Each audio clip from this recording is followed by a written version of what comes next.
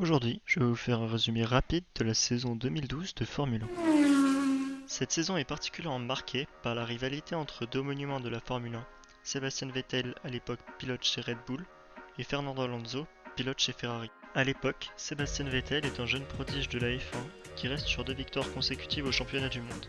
Alonso est un monument aux multiples victoires, double vainqueur du championnat du monde, mais qui reste sur plusieurs années consécutives où il est passé à côté de la victoire. Sur la grille de départ, on retrouve tout de même 4 autres anciens champions du monde.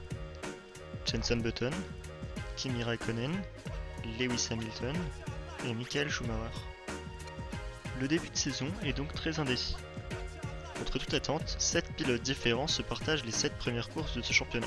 Hamilton, Alonso, Vettel, Weber, Rosberg, Maldonado et Button. C'est une première dans l'histoire de la Formule 1. La tête du classement est très indécise, avec Weber, Vettel, Alonso et Hamilton qui se tiennent en une dizaine de points. La course suivante marque un premier tournoi dans le championnat. Au cours du Grand Prix d'Europe, Vettel prend rapidement les devants de la course et comptera même jusqu'à 21 secondes d'avance sur le pilote qui le succède. Tout semble se passer parfaitement pour lui, jusqu'au 33e tour, où victime d'un problème d'alternateur, il se voit contraint d'abandonner.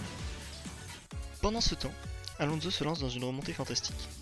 Parti 11e sur la grille, suite à une séance de qualification ratée, il remonte rapidement en tête de la course, et se retrouve même 3e avant l'intervention de la voiture de sécurité.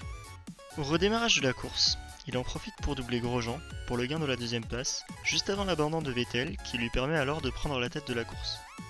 Il terminera la course en tête, lui permettant d'engranger sa 2e victoire de la saison et de reprendre 20 points d'avance sur Weber, son poursuivant, mais surtout 26 points d'avance sur Sébastien Vettel. Les courses qui suivent ne vont faire qu'accroître l'avance au championnat d'Alonso, qui enchaîne une 2e place au Grand Prix de Grande-Bretagne, suivie d'une nouvelle victoire au Grand Prix d'Allemagne.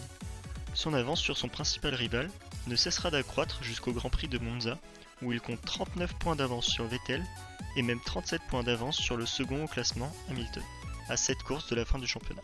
Pourtant, à partir de la course qui suit, la tendance s'inverse totalement et Vettel enchaîne 4 victoires d'affilée qui lui permettent de reprendre confortablement la tête du championnat.